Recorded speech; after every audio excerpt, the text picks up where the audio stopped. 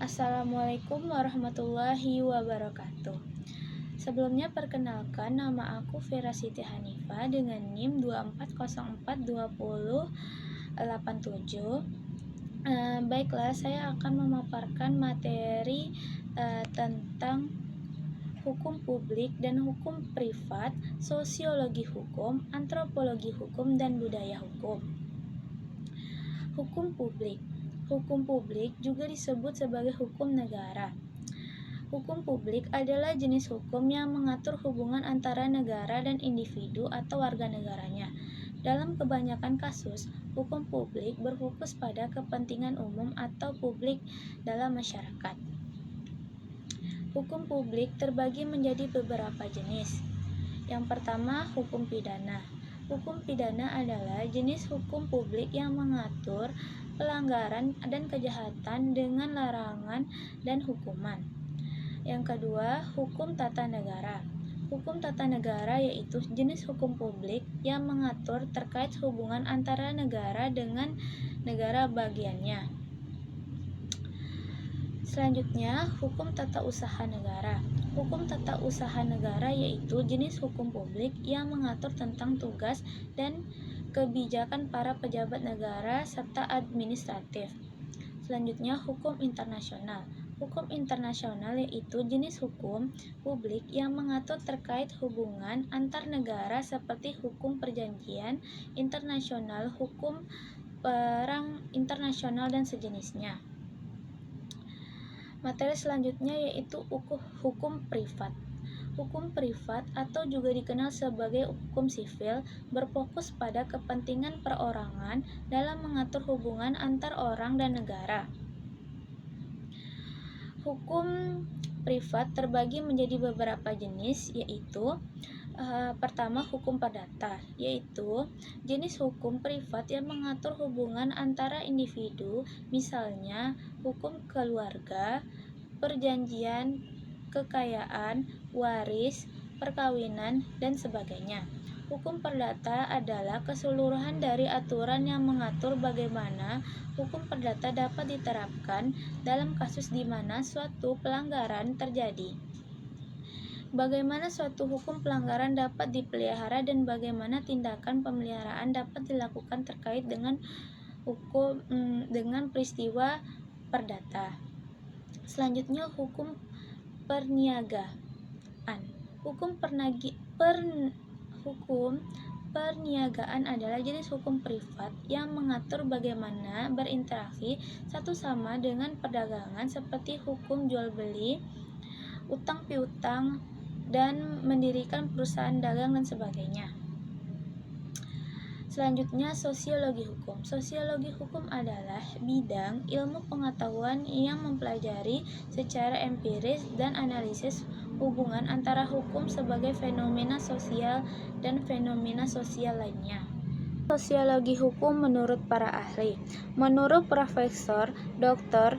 Sajipto, sosiologi hukum adalah bidang yang mempelajari fenomena hukum dari sudut pandang ini. Sosiologi hukum dapat dianggap sebagai cabang sosiologi dan ilmu-ilmu hukum karena memperhatikan bagaimana pola perilaku dan norma terbentuk. Ini akan terlihat dengan melihat dari sudut pandang atau titik tolak dalam mempelajari gejala atau kejadian sosial yang dikenal sebagai hukum. Selanjutnya, menurut sejarah, istilah sosiologi hukum pertama kali digunakan oleh Anzilotti pada tahun 1882. Dilihat dari perspektif perkembangan sosiologi hukum berasal dari peneliti para ahli di bidang filsafat hukum, ilmu hukum, dan sosiologi. Hasil penelitian ini mewakili kelompok-kelompok ahli di bidang filsafat, ilmu hukum, dan disiplin nomentetis, sehingga sosiologi hukum merupakan refleksi dari inti disiplin tersebut. Selanjutnya, beberapa karakteristik sosiologi hukum. Sosiologi hukum bertujuan menjelaskan praktik hukum dengan memahami alasan, latar belakang, dan faktor yang mempengaruhinya. Menurut Max Weber, disebut pemahaman interpretasi, yakni memahami sebab Dampak tingkah laku sosial. Sosiologi hukum juga mengkaji motif tingkah laku sesuai atau menyimpang dari hukum. Berbeda dari studi hukum tradisional yang preventif. Yang kedua, kebenaran dan validitas empiris dari peraturan atau pernyataan hukum selalu diuji dalam sosiologi. Pernyataan ini unik karena sifatnya. Peraturan itu seperti yang dinyatakan oleh redaksi. Sosiologi hukum tidak menilai hukum, fokusnya hanya pada menjelaskan subjek yang dipelajari, mendekati hukum secara objektif dan mencoba menjelaskan kejadian hukum. Selanjutnya, manfaat sosiologi hukum. Yang pertama, kemampuan untuk memahami dalam konteks sosial, kemampuan untuk menganalisa dan konstruktif terhadap efektivitas hukum dalam masyarakat, baik sebagai sarana pengendalian sosial maupun sebagai sarana untuk mengubah masyarakat. Selanjutnya, kemampuan untuk mengadakan evaluasi terhadap efektivitas di dalam masyarakat. Selanjutnya, materi antropologi hukum. Antropologi hukum ialah suatu cabang ilmu pengetahuan yang mempelajari pola-pola konflik dan penyelesaiannya pada masyarakat sederhana dan masyarakat modern. Antropologi hukum mempelajari hukum dari konteks kultur masyarakat tertentu. Dengan kata lain, antropologi hukum adalah antropologi yang mempelajari kebudayaan dalam konteks hukum. Tujuan antropologi adalah untuk mendapatkan pemahaman ilmiah tentang tingkah laku sosial dan struktural manusia, serta memahami sistematis tentang bagaimana manifesti mereka tersebar di seluruh dunia dan waktu. Selanjutnya, metode pendekatan antropologi hukum. Metode pendekatan yang dipengaruhi oleh antropologi hukum menurut R. Charles Ember dan Melvin Ember adalah bahwa antropologi menonjol karena pendekatannya dan menyeluruh terhadap manusia. Ahli antropologi tidak hanya mempelajari berbagai jenis manusia,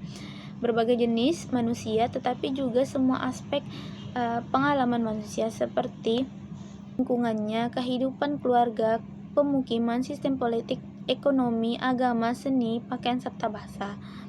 Pengamatan, penyelidikan, dan pemahaman mendalam tentang kehidupan manusia adalah ciri antropologi hukum. Pendekatan ini lintas budaya dan negara menghasilkan pemahaman universal yang relevan lintas waktu dan tempat. Selanjutnya, manfaat antropologi hukum. Yang pertama, bahan-bahan atau hasil-hasil antropologi hukum dapat memberikan gambaran tentang hukum dan konteks budaya suatu masyarakat. Dengan menambah bahan-bahan antropologi hukum dapat diketahui pola-pola proses hukum manakah yang digunakan untuk menegakkan sistem nilai-nilai dalam masyarakat. Yang selanjutnya, dapat ditelusuri sistem nilai-nilai yang menjadi dasar dari sistem hukum tertentu. Selanjutnya, penelitian antropologi hukum memberikan data tentang penerapan hukum tertulis pada masyarakat majemuk. Selanjutnya, memberikan pengetahuan tentang kemungkinan dipergunakannya proses pengadilan tidak resmi yang mungkin lebih efektif daripada pengadilan yang resmi. Dapat diketahui tentang sebab-sebab atau latar belakang mengapa warga masyarakat enggan untuk menyelesaikan masalah-masalah hukum pada pengadilan resmi. Selanjutnya, dapat diidentifikasi tentang kebutuhan hukum warga masyarakat serta latar belakang sosial budayanya. Selanjutnya, materi tentang budaya hukum. Menurut Kamus Besar Bahasa Indonesia, budaya diartikan sebagai pikiran, akal budi, atau hasil. Dalam bahasa Sanskerta, kata budaya berasal dari kata bud yang berarti akal dan kemudian dikembangkan menjadi bud atau budaya yang berarti kebudayaan, berarti produk dari pemikiran atau akal manusia. Selanjutnya, artian budaya menurut para ahli. Yang pertama dari E.B. Tylor.